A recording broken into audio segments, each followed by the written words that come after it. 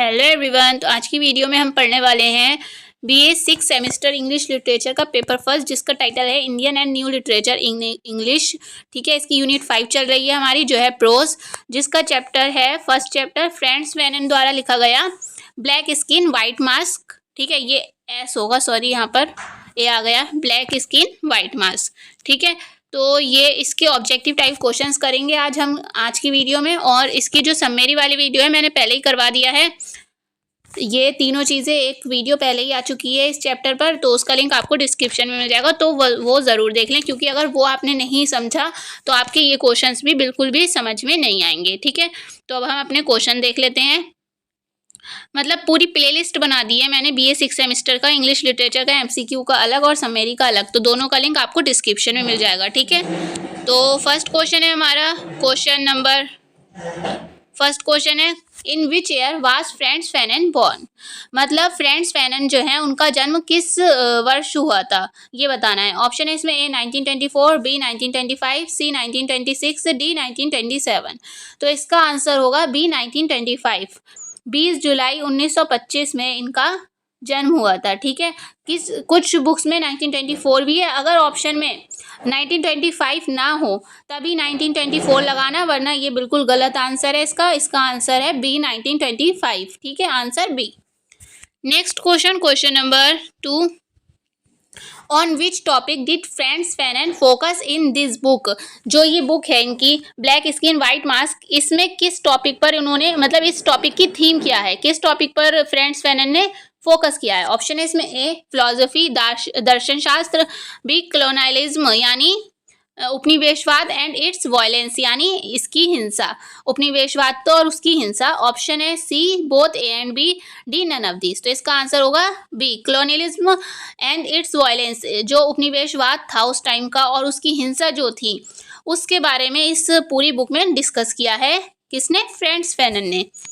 Next question number 3, France Fanon served in the French army during, मतलब service दी थी France Fanon ने किस army की तरह, फ्रेंच आर्मी की तरह किस उसमें किस युद्ध के दौरान। ऑप्शन है इसमें A first world war, B second world war, C both A and B, D none of these. तो इसका आंसर होगा बी, सेकेंड वर्ल्ड वॉर के दौरान इन्होंने सेवा की थी एज अ फ्रेंच आर्मी में। ठीक है, फ्रांस फैनन ने सेवा की थी, आंसर होगा इसका B. Next question number 4, Frantz Fanon study psychiatry and medicine. Psychiatry means होता है मनोचिकित्सा और मेडिसिन चिकित्सा, एट द यूनिवर्सिटी ऑफ। जो फ्रांस फैनन है उन्होंने मनोचिकित्सा और चिकित्सा की पढ़ाई किस यूनिवर्सिटी से की है, ये पूछा है इसमें। ऑप्शन है इसमें ए लियोन, बी कैम्ब्रिज, सी ऑक्सफोर्ड, डी लंदन। तो इसका आंसर होगा ए लियोन यूनिवर्सिटी से इन्होंने अपनी मेडिसिन और साइकेट्री की शिक्षा प्राप्त की है। ठीक है, next question number 5, on which topic did Frantz Fanon complete his research work. किस टॉपिक ने फ्रांस फैनन ने अपना रिसर्च वर्क कंप्लीट किया था। ऑप्शन है इसमें ए इंडिविजुअल इलनेस यानी व्यक्तिगत बीमारी, बी इम्पोर्टेंस ऑफ फैमिली का महत्व, C community in treatment community in treatment यानी उपचार में समुदाय। ठीक है, तो इन तीनों ही टॉपिक पर इन्होंने अपना रिसर्च वर्क जो है कंप्लीट किया था, तो इसका आंसर होगा D, all of these. Next question number 6, which situation, कौन सी स्थिति, मेड फ्रांस फैनन पैशनेट मतलब भावुक, किस स्थिति ने, किस सिचुएशन ने फ्रांस फैनन को भावुक बनाया था। ऑप्शन है इसमें ए ब्रूटिलिटी ऑफ एम्पायर यानी जो एम्पायर होता है उस टाइम का, जो राज्य, मतलब वो जो राजा वगैरह जो भी उनका होता है, उनकी क्रूरता ने। B Algerian war of independence, आज़ादी का जो अल्जेरियन वॉर था उसने। C both A and B, मतलब इन दोनों ने। D none of this. तो इसका आंसर होगा C both A and B, इन दोनों ने ही भावुक बना दिया था फ्रांस फैनन को। Next question number 7, which books of Frantz Fanon are considered to be most power of colonialism यानी उपनिवेशवाद। ठीक है, यानी जो बुक है फ्रांस फैनन की सबसे ज़्यादा कौन सी पावरफुल शक्तिशाली मानी जाती है क्लोनिज्म के लिए। ऑप्शन है इसमें A black skin white mask, B the rest of the earth, C both A and B, D none of this. तो इसका आंसर है B. The rest of the earth जो है सबसे ज्यादा पावरफुल मानी जाती है उपनिवेशवाद के लिए।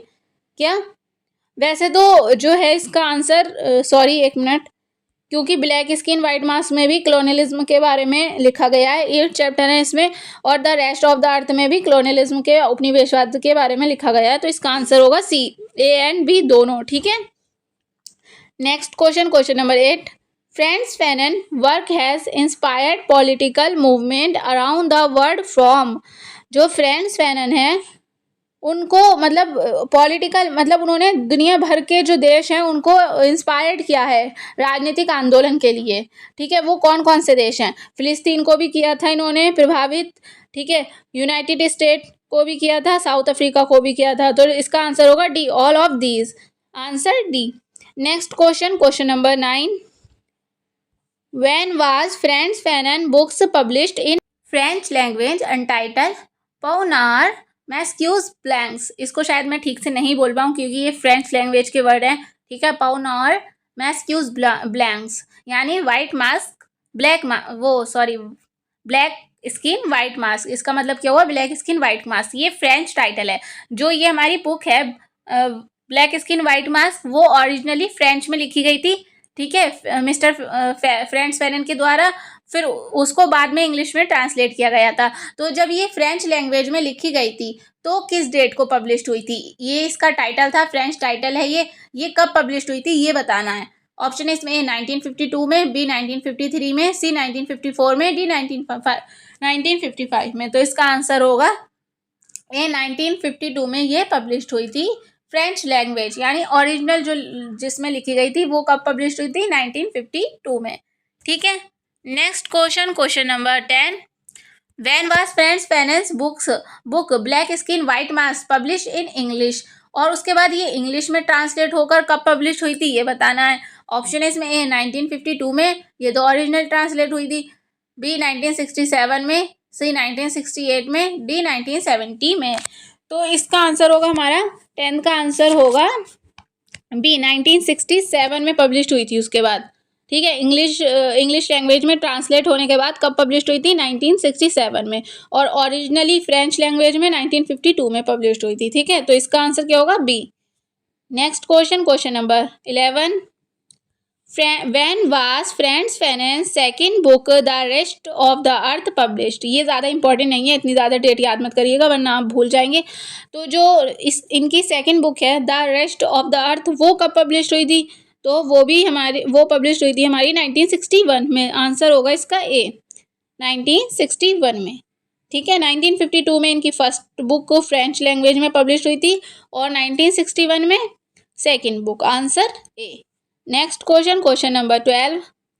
इन which year did Frantz Fanon take his last breath. इन्होंने सीधे ये पूछा है कि इनकी मृत्यु कब हुई थी। लास्ट ब्रीथ मतलब आखिरी सांस कब ली थी इन्होंने, फ्रांस फैनन ने। ऑप्शन है इसमें ए 1960 में, बी 1961 में, सी 1965 में, डी 1961 में।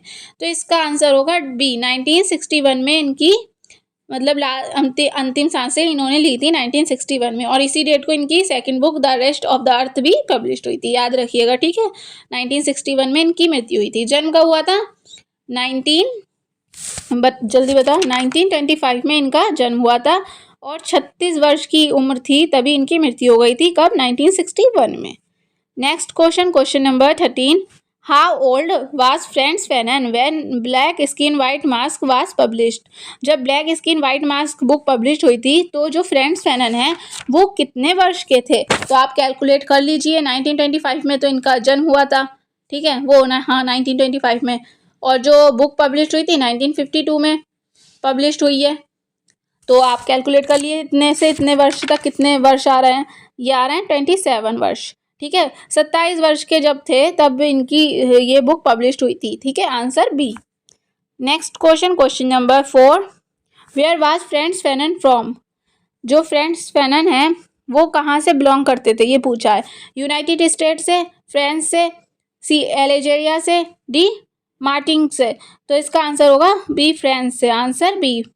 ठीक है, अगर फ्रांस ऑप्शन में ना हो तो मार्टिनिक को लगाएंगे क्योंकि ये यहाँ से इनका जो जन्म था वो यहीं से हुआ था और बिलोंग। ठीक है, next question, question number 15, who was the theorist of dialectics?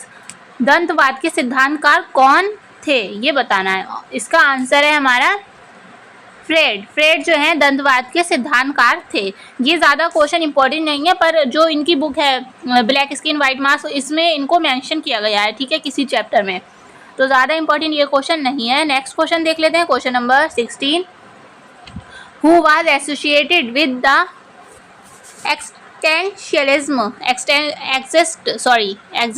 Existentialism से जो है वो कौन जुड़े हुए हैं, अस्तित्ववाद से कौन संबंधित है? इसका आंसर है सार्ट्रे। सार्ट्रे जो हैं अस्तित्ववाद से संबंधित हैं, ठीक है, answer B. Next question, question number 17, which of the following topics did Sartre write about? जो सार्ट्रे हैं उन्होंने किस विषय के बारे में लिखा है? तो इसका आंसर है डी, प्लेटो। प्लेटो के बारे में इन्होंने लिखा है, answer D. Next question, question number 18, what novel does friends, ये थोड़ा ये हो गया, ये what novel does friends Fanon focus on his discussions of Negro women? जो फ्रेंड्स फैनन ने नेग्रो वुमेन की चर्चा में किस उपन्यास पर ध्यान केंद्रित किया है? नेग्रो वुमेन की उन्होंने चर्चा की है, तो किस नॉवेल का उन्होंने मेंशन किया है नेग्रो वुमेन की टॉपिक पर चर्चा करते हुए? तो इसका आंसर है हमारा आई एम अ मार्टिनिशियन। इस टॉपिक पर इन्होंने, मतलब इस नॉवेल पर इन्होंने ध्यान केंद्रित किया है, ठीक है, नेग्रो वुमेन को मेंशन करते हुए, answer D. Next question, question number 19, who wrote I am a Martinician? जो आई एम अ मार्टिशियन है नॉवेल, उसको किसने लिखा है? ये सब जो भी हम पढ़ रहे हैं वो सब मेंशन किया गया है इनकी black people white mask book में। पर जो 8 चैप्टर हैं, हमारे सिलेबस में 4th चैप्टर था, तो हमने 4th ही पढ़ा है, तो ये क्वेश्चन थोड़े हमें नए नए लग रहे होंगे, क्योंकि हमने पिछली वीडियो में जब समरी पढ़ी है तो सिर्फ 4th पढ़ा है, बाकी चैप्टर्स नहीं पढ़े हैं, पर क्वेश्चन इसमें और चैप्टर्स के भी दिए गए हैं। पर हम देख लेते हैं एक बार पढ़ने में क्या ही जा रहा है। आई एम अ मार्टिशियन किसने लिखी है, ये बताना है। तो इसका आंसर है बी, कैपेसिया ने जो हैं उन्होंने लिखा है आई एम अ मार्टिनिशियन, ठीक है, answer B. Next question, question number 20,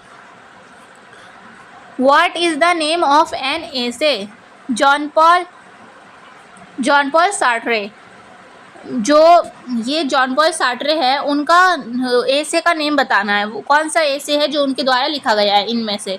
तो इसका आंसर होगा हमारा ए, एंटी सिमाइट एंड ज्यूइस। जो यहूदी होते हैं, एंटी सिमाइट मतलब यहूदी के जो विरोधी होते हैं वो, ठीक है, आंसर होगा इसका ए। नेक्स्ट है हमारा question, question number 21, who is psychoanalyst Frantz Fanon engage in the penultimate chapter of the book?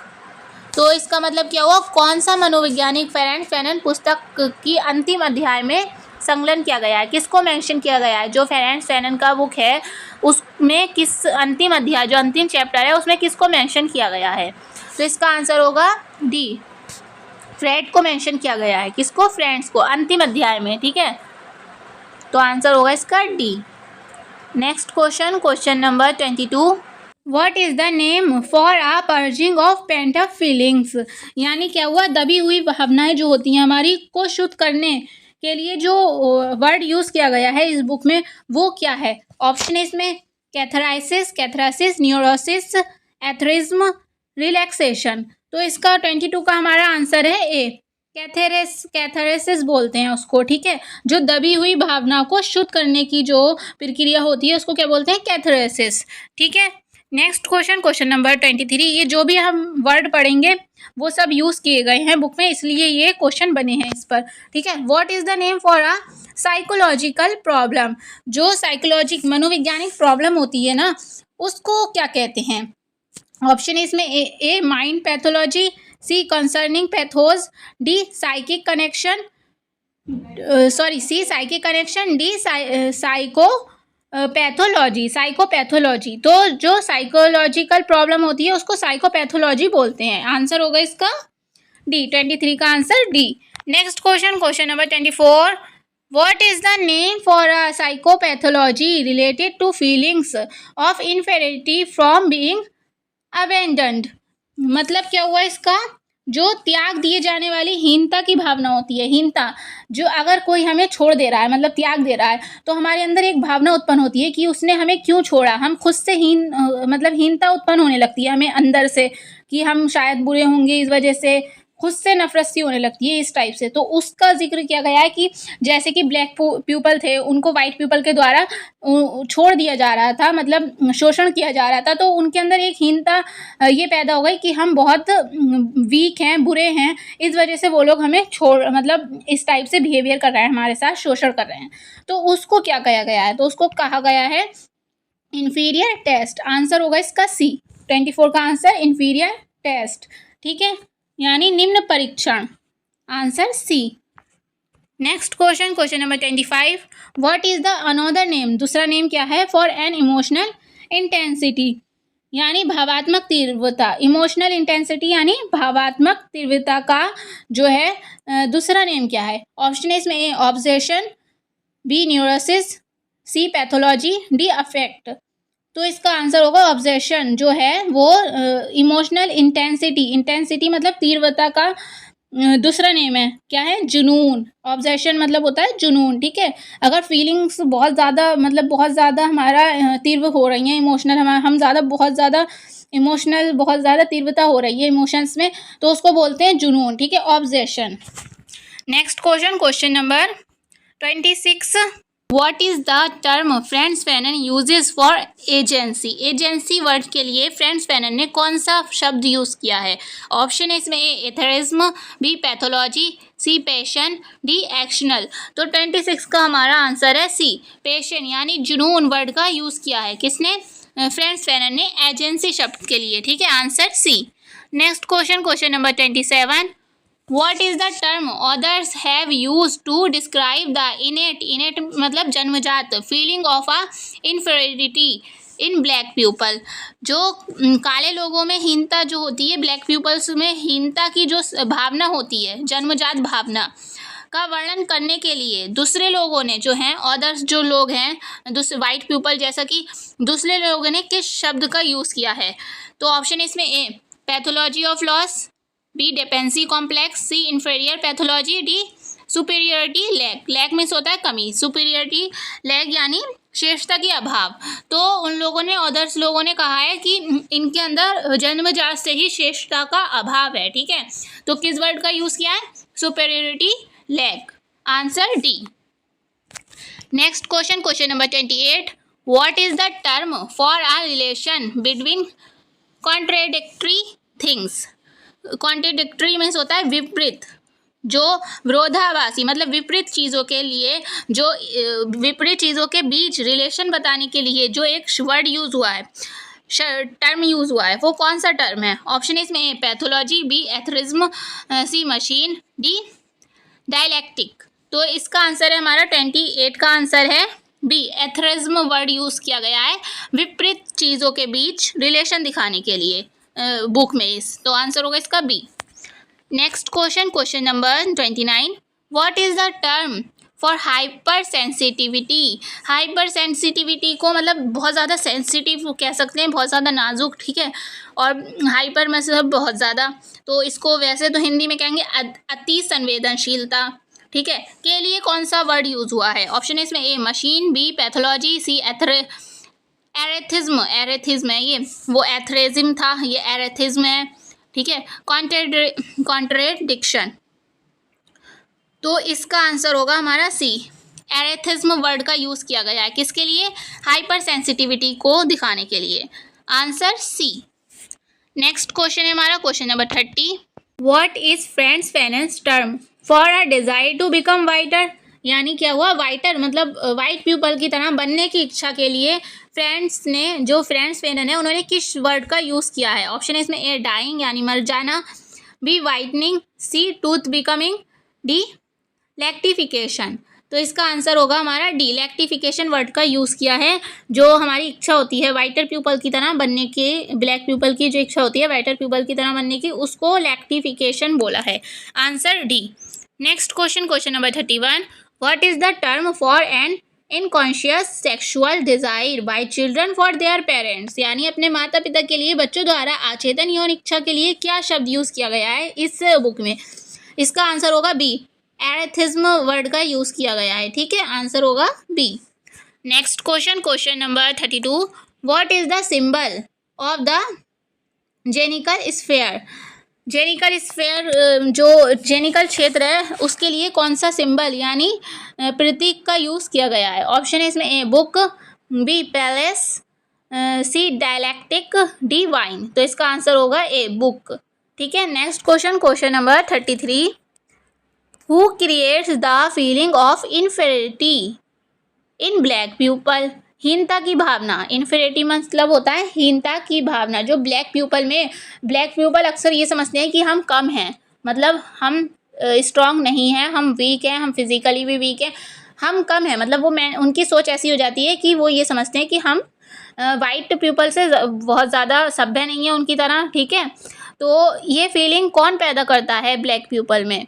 Option है इसमें ए रेसिस्ट, बी अफ्रीकन्स, डी मार्टिनीशियन, सी मार्टिनीशियन, डी एल्जेरियंस। तो इसका आंसर है सी, मार्टिनीशियंस जो हैं वो ये पैदा करते हैं ब्लैक पीपल के मन में कि वो इन्फेरियरिटी की भावना को उत्पन्न करते हैं, मतलब हीनता की भावना उत्पन्न करते हैं ब्लैक पीपल के मन में। Next question number 34, what is blackness primarily associated with in racist societies? यानी नस्लवाद समाजों में कालापन मुख्य रूप से किससे जुड़ा है? जो नस्लवाद समाज हैं, ठीक है, ब्लैक पीपल्स का जो समाज है उनमें जो कालापन है वो किस चीज़ से जुड़ा है? ऑप्शन है इसमें A the biological, C the actional, B the actional, C the cognitive, D the mental. तो इसका आंसर होगा बायोलॉजिकल, जैविकीय रूप से उनका जो कालापन है वो जैविकीय रूप से जुड़ा है, तो आंसर होगा इसका A. Next question number 35, which of the following describe a relation of preference in Frantz Fanon thinking? निम्न में से कौन फ्रेंड्स फैनन की सोच में वरीयता के संबंध का वर्णन करता है? ऑप्शन है इसमें A acting and GT knowing, B feelings and GT यानी acting, C knowing and GT acting, D feelings and GT knowing. ये इंपॉर्टेंट क्वेश्चन नहीं है पर इसका आंसर है 35 का बी, फीलिंग्स एंड जीटी और acting, answer B. Next question number 36, in order to change the inferiority यानी हीनता की भावना complex of black people we need to change. जो काले लोगों की हीन भावना को बदलने के लिए हमें क्या करना चाहिए? जो ब्लैक पीपल की जो थिंकिंग है कि हम सबसे कम हैं, उस चीज़ को ख़त्म करने के लिए हमें क्या करना चाहिए? ऑप्शन है इसमें द मेंटल वर्ड को बदलना चाहिए, बी द सिम्बोलिक वर्ड को बदलना चाहिए, सी द सोशल वर्ड को बदलना चाहिए, डी द जेंटियल वर्ड को बदलना चाहिए। तो इसका आंसर होगा ए द मेंटल वर्ड, जो हमारी सोच है उसको बदलना चाहिए। ठीक है, तभी वो ब्लैक पीपल की जो थिंकिंग है कि हम सबसे कम हैं, हम असभ्य हैं, ये सारी सोच जो भी उनके अंदर है वो ख़त्म हो जाएगी। ठीक है, next question number 37, who wrote the psychological of colonization? ये मैंने कल की वीडियो में अच्छे से बताया था। साइकोलॉजी ऑफ कोलोनाइजेशन जो बुक है वो किसने लिखी है? तो इसका आंसर होगा बी, मैनोनी लिखी है। ठीक है, ऑक्टेव मैनोनी इनका फुल नेम है। ये मेसिओर मतलब होता है महोदय। ठीक है, महोदय मैनोनी ने ये बुक लिखी है। ठीक है, महाशय मैनोनी ने। नेक्स्ट हमारा question number 38, in which year the book the psychology of colonization was published? जो ये बुक है the psychology of colonization Mannoni की, ये कब पब्लिश हुई थी? तो ये पब्लिश हुई थी 1950 में। कब पब्लिश हुई थी? 1950 में। आंसर इसका इसमें से कोई नहीं है, इसका आंसर होगा 1950। ठीक है, नेक्स्ट है question number 39, in which press the book the psychology of colonization was published? ये किस प्रेस ने पब्लिश करवाई थी ये बुक? ऑप्शन है इसमें ए ऑक्सफोर्ड प्रेस ने, B London magazine, C university of Michigan press, D none of this. तो इसका आंसर होगा जो साइकोलॉजी ऑफ क्लोनाइजेशन बुक है उसको पब्लिश कराया है यूनिवर्सिटी ऑफ मिशिगन प्रेस ने, लिखी गई है मैनोनी के द्वारा और पब्लिश हुई है 1950 में। ठीक है, फ्रेंच लैंग्वेज में।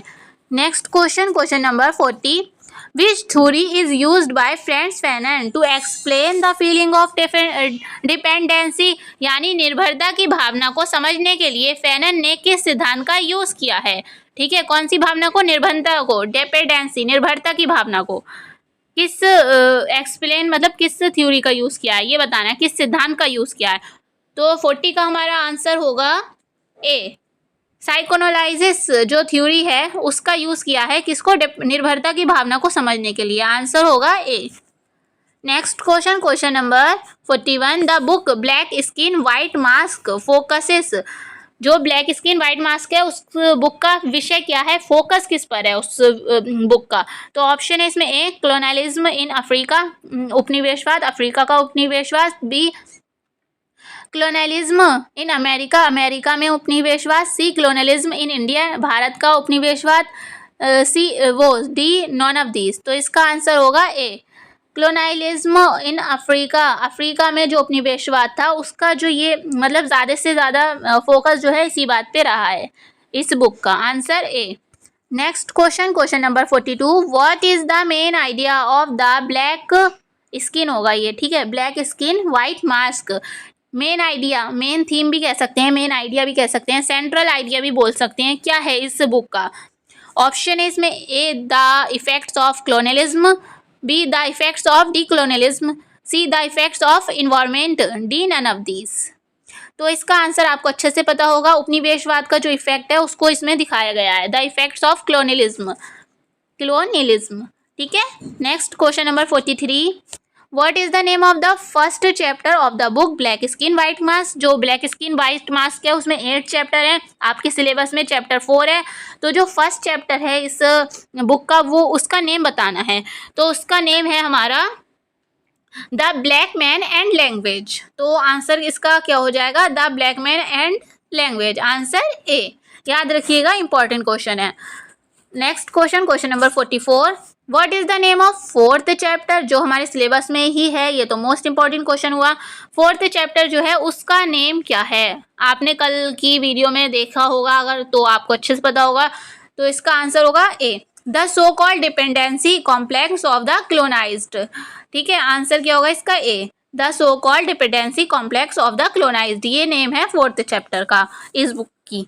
ठीक है। Next question number 45, in which year, किस वर्ष में Frantz Fanon essay toward the African revolution was published, जो एसे है फ्रांस फैनन का, ये इंपॉर्टेंट क्वेश्चन नहीं है, ठीक है ज़्यादा, पर आप फिर भी देख लीजिए ये कब पब्लिश्ड हुआ था ये बताना है। टूवर्ड द अफ्रीकन रेवोल्यूशन एसे है किसका? फ्रांस फैनन का। कब पब्लिश्ड हुआ था? 1964 में। आंसर होगा इसका ए, 1964। ठीक है। Next question number 46, which method treats mental disorder, जो मानसिक विकार का इलाज कौन सी विधि से किया जाता है? ऑप्शन है इसमें, ऑप्शन के आंसर ही देखिए, आपको अच्छे से पता होगा।